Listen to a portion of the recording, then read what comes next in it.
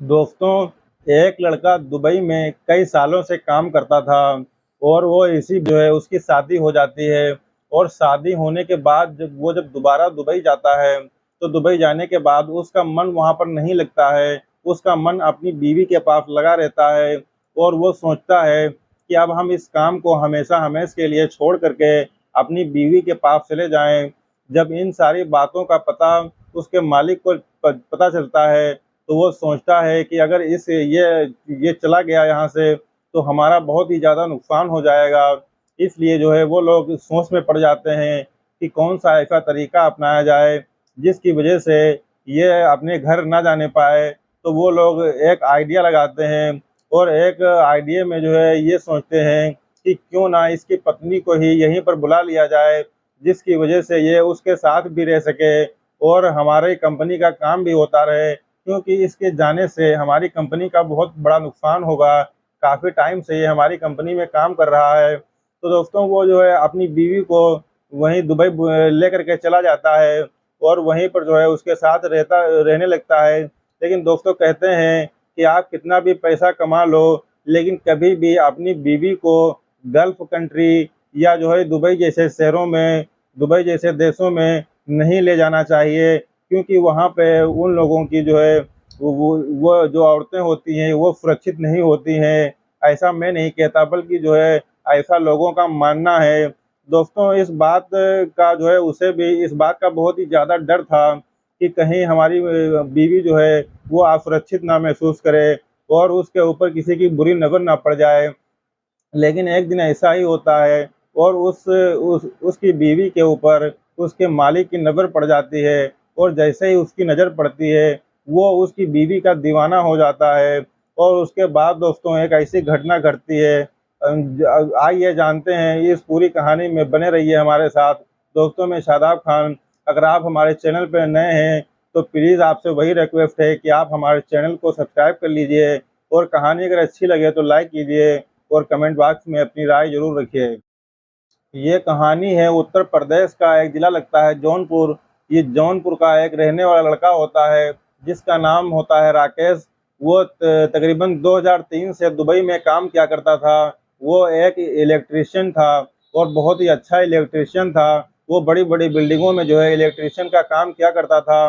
वो कंपनी के लिए एक बहुत ही मुफीद बंदा था और जो है वो बहुत ही अच्छा काम किया करता था। दोस्तों इसी बीच 2012 में जब वो अपने घर आता है और घर आने के बाद जो है वो सोचता है कि इतना पैसा जो है कमाने से क्या फ़ायदा, कि जो है मेरी उम्र भी तकरीबन 30 साल हो गई है और अब तो मुझे शादी कर लेनी चाहिए, वरना मेरी शादी की उम्र तो निकली जा रही है और इतना पैसा मैं कमा करके क्या करूँगा। तो वो जो है वो अपने एक गाँव के पड़ोस में एक गाँव होता है, वहाँ पर जो है एक बहुत ही खूबसूरत लड़की होती है। उस लड़की का नाम संध्या होता है। तो वो उस संध्या से जो है शादी कर लेता है और शादी करने के बाद दोस्तों वो दोनों लोग एक दूसरे के साथ रहने लगते हैं। उन दोनों के बीच में बहुत ही ज़्यादा प्यार मोहब्बत हो जाता है और उसके बाद जो है दोस्तों कहते हैं कि अच्छे टाइम का पता ही नहीं चलता है कि वो टाइम कब गुज़र जाता है। और इनके साथ भी वही होता है। शादी के तकरीबन 3 महीने बीत चुके थे। राकेश की जो छुट्टी का टाइम था वो टाइम ख़त्म हो जाता है। टाइम ख़त्म होते ही वो अपनी बीवी को अपने मायके में छोड़ छोड़ करके जो है चला आता है और उसके बाद वो दुबई फिर से चला जाता है। लेकिन जब वो दुबई चला जाता है तो वहाँ पर जो है उसका मन नहीं लग रहा था, क्योंकि अपनी बीवी के बगैर उसका मन नहीं लग रहा था। और इधर जो संध्या होती है तो उसका भी मन नहीं लगता है। संध्या उसके पास फ़ोन किया करती और राकेश से कहती कि आप मुझे छोड़ करके कहाँ चले गए हैं? आपके बगैर मेरा मन बिल्कुल भी नहीं लग रहा है और हो सके तो आप वापस चले आइए। तो राकेश जो होता है वो कहता है कि अभी तो मुझको आए हुए तकरीबन 1 महीना भी नहीं हुआ है और मेरी छुट्टी अब 2 साल के बाद होगी, तो मैं क्या करूँ? और जो हाल तुम्हारा है, वही हाल तो मेरा भी है, लेकिन मैं इसमें क्या कर सकता हूँ? तो संध्या कहती है कि मुझे ये नहीं पता कि आप क्या कर सकते हैं या क्या नहीं कर सकते हैं, लेकिन आपको जो है यहाँ पर आना पड़ेगा, क्योंकि मैं आपके बगैर नहीं रह पाऊँगी। ये सारी बातें जैसे ही वो सुनता है, तो वो भी सोचता है कि वैसे भी हमारी 30 साल की उम्र हो गई है और हमने आज अब जो इस 30 साल की उम्र में शादी की है, और अगर मैं अपनी पत्नी से दूर रहा तो मेरे पैसे कमाने से क्या फ़ायदा है। तो वो एक दिन जो है कंपनी के मैनेजर से कहता है कि जो है सर, मैं अब काम नहीं करना चाहता हूँ और मेरा हिसाब किताब कर दीजिए, मैं अपने घर वापस जाना चाहता हूँ। वो अपनी पूरी बात उस मैनेजर को बताता है। तो दोस्तों, चूँकि जो है राकेश को जो है वहाँ पे दुबई में काम करते हुए तकरीबन 10 साल का वक़्त गुज़र चुका था, तो वो बंदा जो है उसके लिए बहुत ही ज़्यादा मुफ़ीद होता है कंपनी के लिए। तो वो राकेश सोचता है कि हमारा फंड वग़ैरह भी जो है कट रहा था, तो उस हिसाब से जो है हमारे तकरीबन 2 से 3 लाख रुपए हमारे बनेंगे और वो हमको जो है बहुत ही आसानी से मिल जाएँगे और उन पैसों का हम अपने गाँव में जा कर के कोई छोटा-मोटा धंधा कर लेंगे। तो उसमें हमारी बहुत अच्छी सारी कमाई होगी। लेकिन दोस्तों, ये रास्ता इतना आसान नहीं होता है और अब वो जो मैनेजर होता है, वो मैनेजर जो है अपने मालिक से कहता है कि एक बंदा है राकेश, वो इंडिया का रहने वाला है और वो तकरीबन 10 सालों से हमारा इस कंपनी में काम कर रहा है और वो इस कंपनी के लिए बहुत ही ज़्यादा मुफ़ीद है और बहुत ही अच्छा बंदा है, नेक बंदा है। अच्छी तरीके से वो काम करता है, उसका काम करने का तरीका भी बहुत अच्छा है। लेकिन उसने अभी जल्द ही में शादी की है और वो अपनी बीवी के चक्कर में वो इस काम को छोड़ कर के भारत वापस जाना चाहता है। तो उसका जो शेफ़ होता है, उसका मालिक, तो वो कहता है कि किसी भी तरीके से उसको रोको, वरना जो है हमारी कंपनी का नुकसान हो जाएगा, क्योंकि वो बंदा हमारी कंपनी के लिए बहुत ही ज़्यादा मुफ़ीद है। तो वो लोग एक आइडिया लगाते हैं, तो वो शेख कहता है कि क्यों ना जो है उसकी पत्नी को ही यहीं पे बुला लिया जाए। तो मैनेजर कुछ कहता है कि जो है गल्फ़ कंट्री के कुछ रूल्स होते हैं और रूल्स ये होते हैं कि कोई कि कोई इंजीनियर हो या कोई डॉक्टर हो या कोई बहुत बड़ा पेशेवर आदमी हो, कोई बड़ी पोस्ट पर कोई आदमी हो जिसकी इनकम महीने की कम से कम 2 से 4 लाख रुपए हो, तो वही अपनी बीवी को जो है गल्फ़ कंट्री में ला सकता है। ये इस गल्फ़ कंट्री का रूल्स होता है। तो वो लोग जो है उसका भी जो है कोई ना कोई आइडिया निकाल लेते हैं और जो राकेश होता है, उसकी जो है एक फर्जी इंजीनियर की डिग्री बनवा देते हैं और फर्जी इंजीनियर की डिग्री बनवाने के बाद उसमें लाखों रुपए की कमाई उसमें महीने की दिखा देते हैं। दिखाने के बाद जो उसकी बीवी संध्या होती है, उसका पासपोर्ट बनवाया जाता है। पासपोर्ट बनवाने के बाद राकेश को जो है भारत भेजा जाता है और भारत में वो अपने गाँव आता है। गाँव में आने के बाद जब ये बात उसको उसकी बीवी को पता चलती है, तो वो भी बहुत ज़्यादा खुश हो जाती है कि हम भी जो है गल्फ़ कंट्री में टहलने जाएँगे, कितना मज़ा आएगा। तो वो लोग भी जो है उसका पासपोर्ट बनने के बाद वो उसको लेकर के सीधे दुबई चला जाता है और वो बहुत ही जो है खुशी-खुशी वो दुबई चली जाती है। वहाँ पर उसके लिए एक बेहतरीन ही फ्लैट जो है तैयार किया जाता है और उस फ्लैट को जो है फ्लैट में जा कर के वो लोग रहने लगते हैं। 2 से 3 दिन उन लोगों को लगते हैं वहाँ पे वो सेटल होने में। 2 से 3 दिन जब सेटल होने में लग जाते हैं, उसके बाद जो है राकेश जो होता है, वो फिर अपने काम में लग जाता है और अच्छी तरीके से जो है काम करने लगता है। तो तकरीबन 10-15 दिन का वक़्त बीत जाता है। इसी बीच जो है मैनेजर एक दिन राकेश से कहता है कि आप बताओ तुम्हारा क्या हाल-चाल है? क्योंकि अब तो तुम्हारी बीवी भी आ चुकी है, अब तो तुम्हारे लिए सब मौज ही मौज है। दोस्तों, जो वहाँ का मैनेजर होता है, वो मैनेजर जो है साउथ इंडिया का यानी कि मद्रास का रहने वाला होता है और उसका नाम रेड्डी होता है। तो वो राकेश से कहता है कि बहुत-बहुत धन्यवाद सर, बहुत ही अच्छे तरीके से जो है हमारी लाइफ़ चल रही है और आपने जितनी भी मदद की है, उसके लिए जो है आपका बहुत-बहुत शुक्रिया। तो वो मैनेजर जो होता है, वो मैनेजर कहता है कि ऐसे काम थोड़ी ना चलेगा, शुक्रिया कहने से काम नहीं चलेगा। आपको कोई ना कोई पार्टी देनी पड़ेगी। तो वो राकेश कहता है कि ठीक है सर, इसमें कौन-सी बड़ी बात है, आप जिस दिन कहें उस दिन आपको हम पार्टी दे देंगे। तो वो कहता है कि पार्टी तो हम लेंगे, लेकिन पार्टी हम आपके घर पे लेंगे और आपकी बीवी के हाथ का बना खाना हम खाएँगे। तो वो सोच में पड़ जाता है, क्योंकि वो पहले से ही सुन रखा था कि जो है गल्फ़ कंट्री में कोई भी अपनी औरतों को लेकर के नहीं आता है, क्योंकि वहाँ पे औरतें जो है सुरक्षित नहीं रहती हैं और उनके साथ गलत व्यवहार किया जाता है। इस तरीके की वो बातें पहले ही सुन रखा था, तो वो बहुत ही ज़्यादा डर जाता है और वो अपने मैनेजर साहब से कहता है कि सर, बाहर पे कहीं पे जो है जहाँ पर आप कहिए वहाँ पर जो है पार्टी रख लेते हैं, किसी होटल वग़ैरह में, और जैसी आपकी मर्ज़ी हो। तो वो मैनेजर साहब जो होते हैं वो कहते हैं कि होटल में आप क्या मुझको पार्टी देंगे? होटल वग़ैरह में बाहर तो हम रोज़ वैसे भी खाना खाते हैं। लेकिन हम तुम्हारे घर पर जो है जाना चाहते हैं। तो इसके बाद जो, क्योंकि वो उसको मना नहीं कर पाता है, क्योंकि वो उसके मालिक भी होते हैं और साथ में मैनेजर भी होते हैं, तो वो मना नहीं कर पाता है। और वो उनसे पूछता है कि ठीक है सर, आप किस दिन जो है पार्टी रखेंगे? तो वो कहते हैं कि शुक्रवार को छुट्टी रहती है, तो शुक्रवार के दिन ही जो है पार्टी के लिए दिन मुफीद रहेगा। तो वो राकेश कहता है कि ठीक है। फिर उसके बाद वो अपने घर पर जाता है और अपनी बीवी संध्या से बताता है कि उन लोगों ने पार्टी मांगी है। तो वो कहती है कि ठीक है। तो शुक्रवार के दिन वो दोनों लोग जो है, संध्या और राकेश, उनकी मेहमानों की आओ भगत में लग जाते हैं। बहुत सारे पकवान बनाते हैं, बहुत सारी तैयारियां करते हैं। और बहुत सारी तैयारियां करने के बाद दोस्तों, शाम का जब टाइम आता है, तकरीबन रात के 8 बजे होते हैं, तब वो जो है मैनेजर आता है और मैनेजर के साथ में 2 और लोग आते हैं, जिसमें एक उसका मालिक होता है शेख, और एक और कोई दोस्त वगैरह होता है, बहुत बड़ा आदमी होता है। तो ये तीनों लोग आकर के जो है एक बहुत बड़े हॉल में बैठ जाते हैं। उसके बाद उनके सामने जो है खाने पीने के जो है कई तरीके के जो पकवान बने थे, वो सारे पकवान आते हैं। वो लोग अच्छी तरीके से खाना खाते पीते हैं। उसके बाद वो लोग ड्रिंक्स वगैरह भी लेकर के आए थे, तो वो उसके बाद ड्रिंक्स का इंतजाम होता है, वो लोग ड्रिंक्स पीते हैं। और ड्रिंक्स पीने के बाद इतने नशे में आ जाते हैं कि तकरीबन रात के 11 बजे तक लगभग पार्टी चलती है।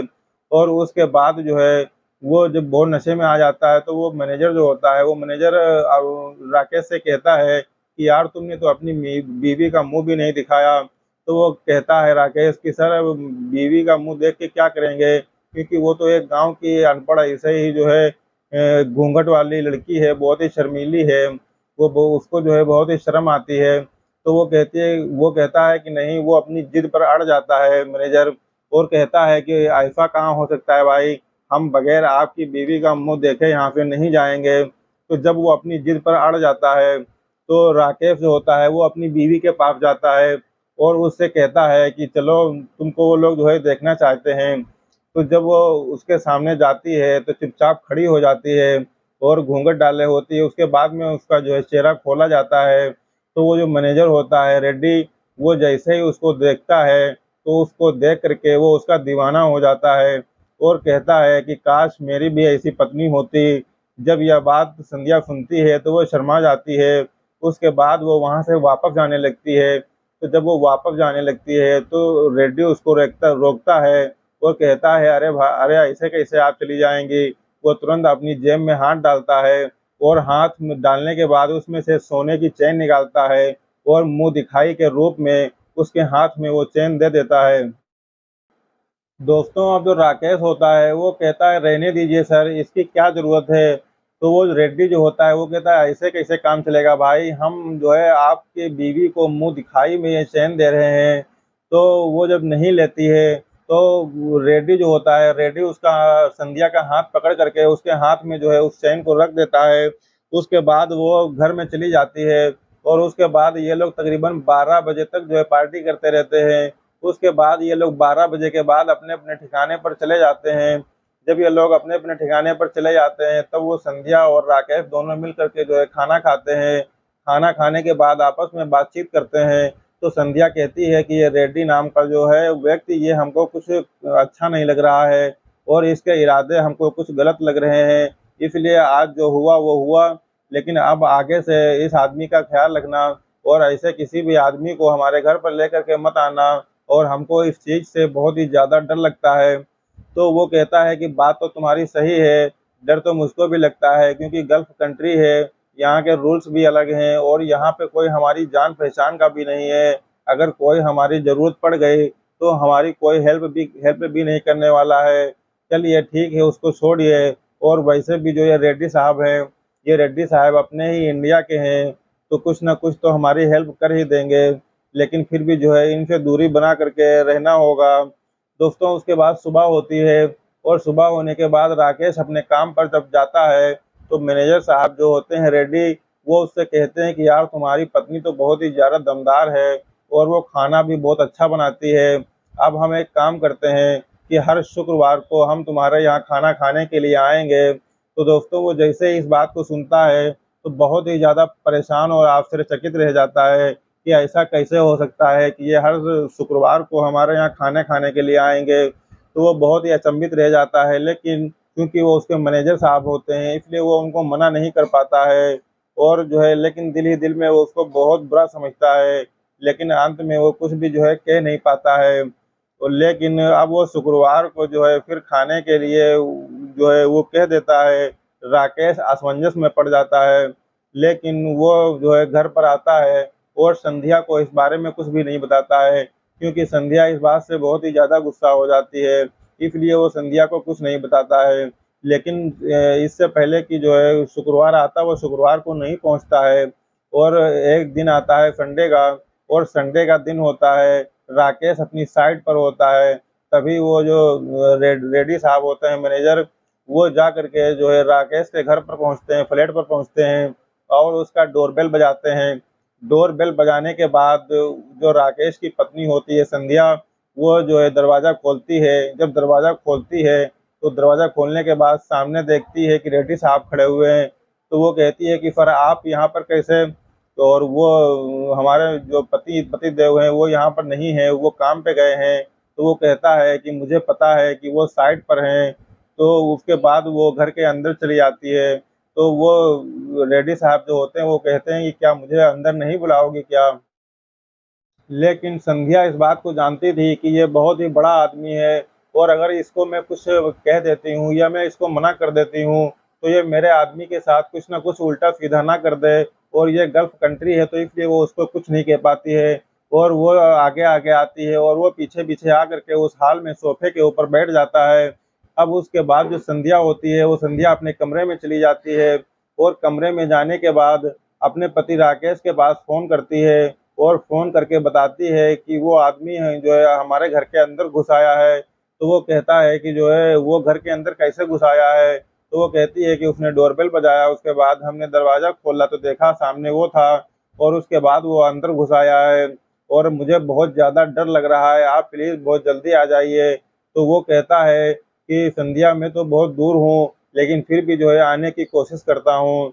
ये सारी बातें होने के बाद जब फ़ोन कट जाता है, फ़ोन करने के बाद जब वो बाहर निकलती है, तो बाहर निकलने के बाद देखती है कि वो रेड्डी साहब जो बैठे हुए थे सोफ़े के ऊपर, वो रो रहे हैं, लेकिन उसकी इतनी हिम्मत नहीं होती है कि जो है वो उससे पूछ सके कि वो क्यों रो रहे हैं, क्योंकि वो बहुत ही डरी हुई, सहमी हुई खड़ी थी।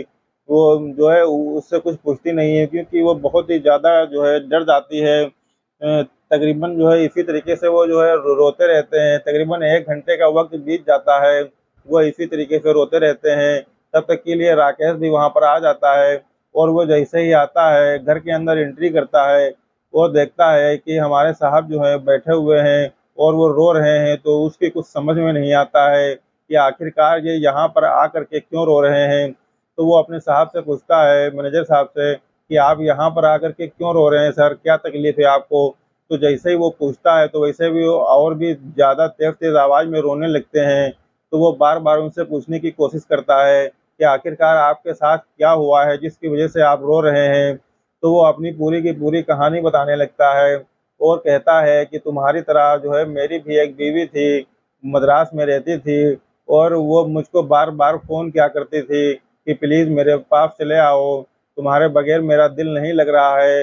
लेकिन मैं हमेशा पैसों के पीछे भागता रहा, मैंने हमेशा पैसों को तवज्जो दी, अपनी बीवी को तवज्जो नहीं दी, इसीलिए मेरी बीवी मुझको छोड़ कर के उसने किसी दूसरे से शादी कर ली है और मैं हमेशा पैसों के पीछे भागता रहा और एक दिन बीवी मुझसे दूर हो गई।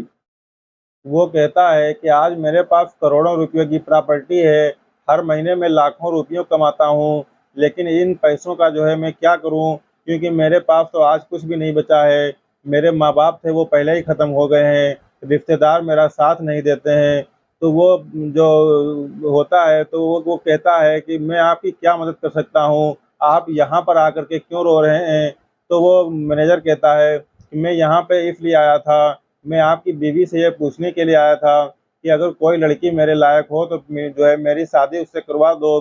तो राकेश कहता है कि सर आपकी उम्र तकरीबन 40 साल हो गई है और इस उम्र में आपसे कौन शादी करेगा? तो इसी बीच संध्या जो होती है वो कहती है कि हमारी एक बहन है गाँव में, उसकी उम्र 35 साल है और वो एक तलाकशुदा लड़की है। अगर आप कहें तो शादी करने के लिए तो मैं उनसे बात करती हूँ, तो वो कहता है कि कैसी भी लड़की हो चलेगी, क्योंकि मेरे पास अब कुछ नहीं बचा है सिवाय पैसों के। मेरे माँ-बाप तो पहले ही गुज़र गए थे, घर वाले रिश्तेदार कोई ध्यान नहीं देते हैं, इसलिए मैं अकेला पड़ गया हूँ, बहुत ही ज़्यादा परेशान रहने लगा हूँ और पैसों की कोई कमी नहीं है। तो वो कहती है कि ठीक है, मैं अपने घर वालों से बात करूँगी। उसके बाद दोस्तों वो रेडी वहाँ से चले जाते हैं। उसके बाद संध्या अपने गाँव में जौनपुर में जो है अपनी माँ को फ़ोन करती हैं और अपनी माँ को फ़ोन करने के बाद उनको पूरी बात बताती हैं। फिर जो है उसकी बहन जो होती है राधा तलाकशुदा, उससे वो बात करती हैं और बात करने के बाद आपस में जो है कई बार रेड्डी और राधा की बात करवाती हैं। उसके बाद जो है संध्या को लगता है कि ये रेड्डी जो है सही आदमी है। उसके बाद क्योंकि वो एक इंजीनियर था और बहुत बड़े पद पर था, तो इसीलिए जो है उसको उसके पास एक ओरिजिनल डिग्री भी थी, जिसकी वजह से वो अपनी पत्नी को जो है दुबई में ला सकता था। इसलिए उसने राधा का जो है वो पासपोर्ट वगैरह बनवा दिया और उसके बाद उसको दुबई बुला लेता है और वो लोग एक पति-पत्नी के रूप में जो है रहने लगते हैं।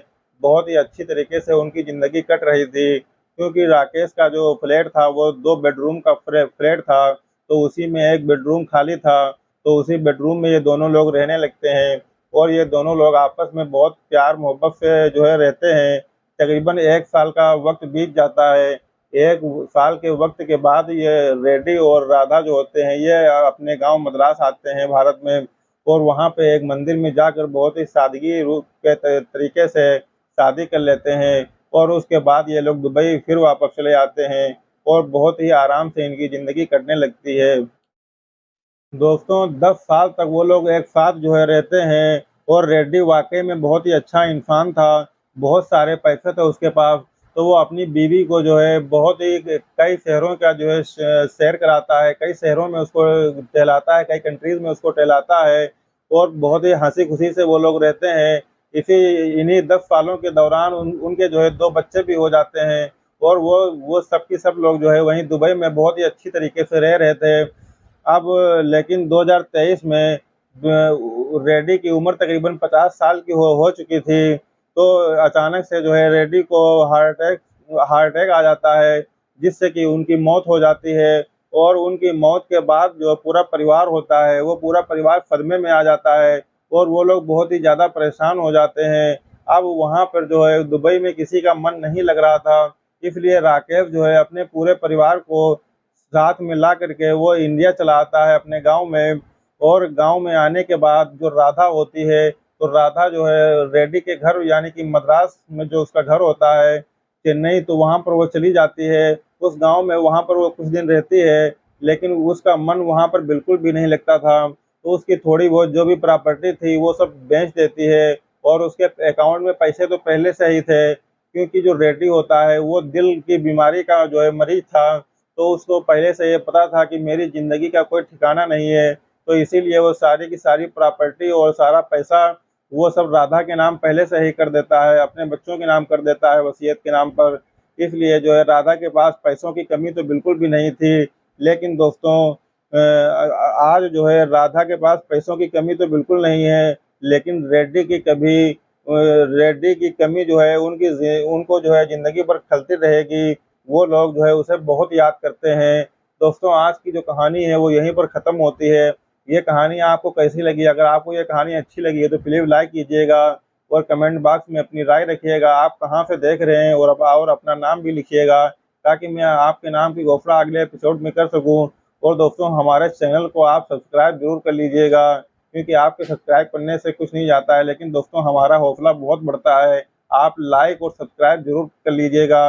दोस्तों इस कहानी को सुनाने का मकसद किसी की भावनाओं को आहत करना नहीं है, किसी को ठेस पहुँचाना नहीं है, बल्कि समाज में घटित हो रही घटनाओं से सिर्फ़ आपको अवगत कराना है, ताकि आप ऐसी घटनाओं से कुछ सबक ले सकें और अपने आप को सुरक्षित रख सकें। मिलते हैं एक नए दिन, एक नई कहानी के साथ, तब तक के लिए सब बख़ैर।